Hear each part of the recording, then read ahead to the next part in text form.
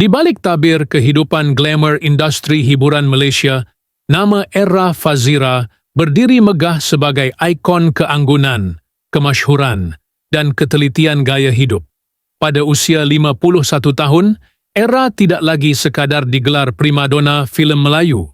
Beliau kini menjadi lambang kemewahan mutlak, satu entiti hidup yang mewah dalam setiap erti kata. Rumah agamnya di pinggir bukit elit Damansara Heights, dengan pemandangan menghadap langit Kuala Lumpur yang tak pernah tidur, berdiri sebagai saksi bisu kepada transformasi hidup seorang wanita yang tidak pernah puas hanya dengan sekadar sorakan peminat dan sorotan kamera. Setiap inci ruang kediamannya mengisahkan kehalusan cita rasa dan kemewahan tanpa kompromi. Dinding marmer Itali, permaidani Kashmir, buatan tangan, dan chandelier kristal Murano tergantung megah dari siling berkubah yang direka oleh arsitek Perancis. Taman pribadinya dipenuhi flora eksotik yang diimport khas dari Jepun dan Belanda, dengan air terjun buatan yang beralun lembut, menambahkan suasana ketenangan yang hanya dimiliki oleh mereka yang benar-benar tahu menikmati nikmat dunia. Kereta mewah? Bukan satu, tetapi 5. Dari Rolls-Royce Cullinan berwarna putih mutiara, hinggalah kepada Porsche Panamera edisi khas, setiap satu mencerminkan fasa tertentu dalam perjalanan hidupnya. Sering dilihat memandu sendiri, dengan cermin mata hitam jenama Chanel, dan beg tangan Hermes Birkin bernilai ratusan ribu ringgit. Gaya hidup Era mencerminkan kebebasan kelas atasan yang tidak terikat pada keperluan untuk menonjolkan diri di hadapan lensa, kerana dirinya sendiri sudah menjadi cerita. Walau jarang muncul di skrin, kehidupan Era tidak pernah jauh dari lensa-lensa kamera paparazzi dan akaun Instagram peminat.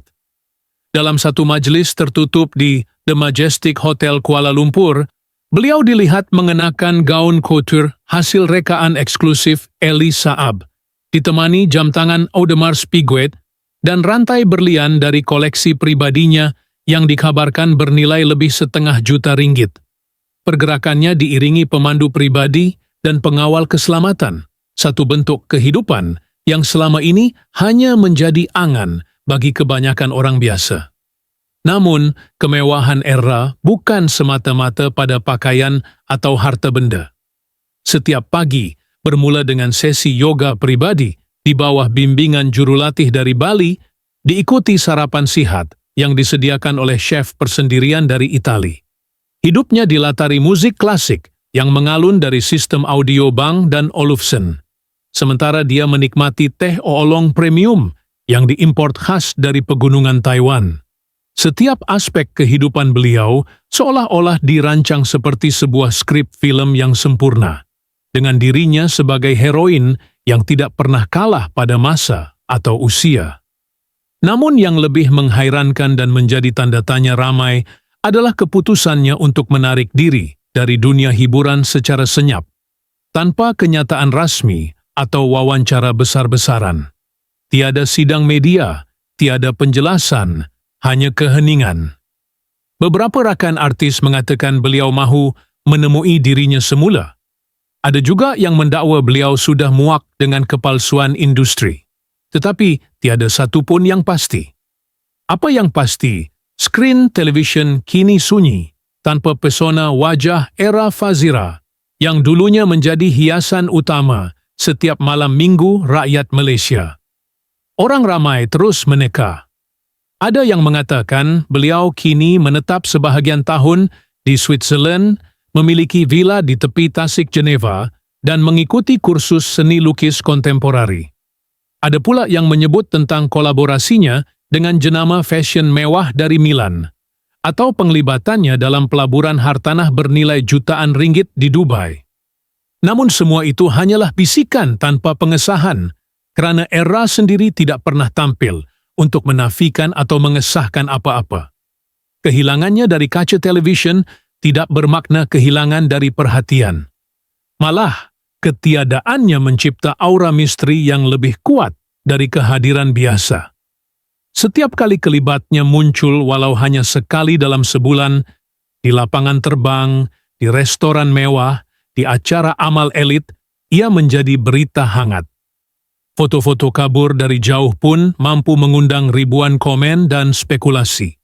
Begitulah kuasa seorang ikon apabila diamnya lebih lantang dari kata-kata.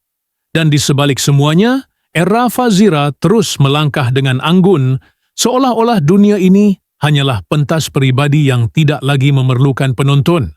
Namun, seperti lukisan agung yang suatu masa kelak akan menguning di mamah waktu, keindahan yang tak tersentuh itu akhirnya mula retak, tidak di luar, tetapi jauh di dalam. Pada suatu petang yang muram di penghujung Desember, ketika langit Kuala Lumpur mendung berat, kabar angin mula bertiup lebih kencang daripada biasa.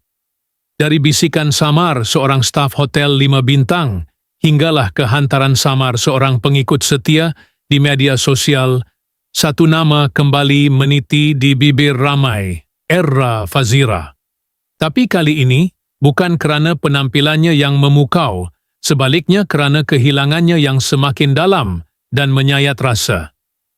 Dikatakan, sejak beberapa bulan terakhir, Era tidak lagi keluar rumah, tidak kelihatan di pusat beli belah eksklusif, tidak di kelab kebugaran mewah, bahkan tidak lagi muncul di pelbagai majlis tertutup yang biasa disertainya.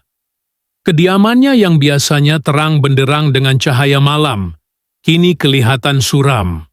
Seorang tukang kebun yang pernah berkhidmat di rumah agam itu mengakui aktiviti di dalam bangunan berkurang drastik. Hanya beberapa pengawal pribadi dan seorang wanita berambut perak, dipercayai seorang penasihat rohani, dilihat keluar masuk sesekali, membawa bersama beg berisi kitab-kitab dan minyak wangi oud yang mengharumkan ruang udara luar pagar. Di media sosial, akaun rasmi Era Fazira terus membisu. Tiada hantaran baru, tiada komen, tiada aktiviti. Ribuan peminat mula meninggalkan mesej bertanya khabar dan pelbagai teori muncul. Ada yang percaya dia mengundurkan diri kerana tekanan jiwa. Ada yang mengatakan beliau sedang menulis memoir. Bahkan ada yang percaya beliau telah menetap secara tetap di luar negara. Namun semua itu kekal, tanpa jawapan. Sebuah majalah fashion dari Paris, dalam satu artikel eksklusif, memetik sumber rapat bahawa Era kini menjalani kehidupan separa pertapaan di kawasan pergunungan Swiss Alps, dalam sebuah rumah kayu minimalis milik seorang hartawan seni. Setiap hari beliau bangun seawal subuh untuk bermeditasi, hanya bertutur apabila perlu, dan mula melukis, sesuatu yang katanya pernah dicintai sewaktu zaman remajanya, tetapi dikuburkan kerana dunia glamour. Dalam lukisannya, menurut sumber itu, terdapat motif awan mendung, wanita tanpa wajah, dan istana yang tenggelam dalam kabus. Simbolisme yang cukup kuat menggambarkan sebuah jiwa yang berusaha keluar dari kepompong kemewahan demi menemukan ketenangan mutlak. Namun, meskipun begitu jauh dari khalayak, aura Era tetap hidup, malah lebih megah dari sebelumnya. Koleksi beg tangannya dilelong di acara amal dengan harga berganda. Satu nota tulisan tangan yang dilekatkan pada sehelai skaf sutra yang pernah dipakai beliau dijual dalam talian pada harga Rp75.000, hanya kerana terdapat tanda tangan kecil di penjuru. Sebuah galeri seni diam-diam mempersembahkan karya lukis misteri dengan label EF di sudut kanvas, dan ia habis terjual dalam masa kurang 3 jam. Dunia tidak pernah benar-benar mampu melupakan bintang sebesar Era Fazira.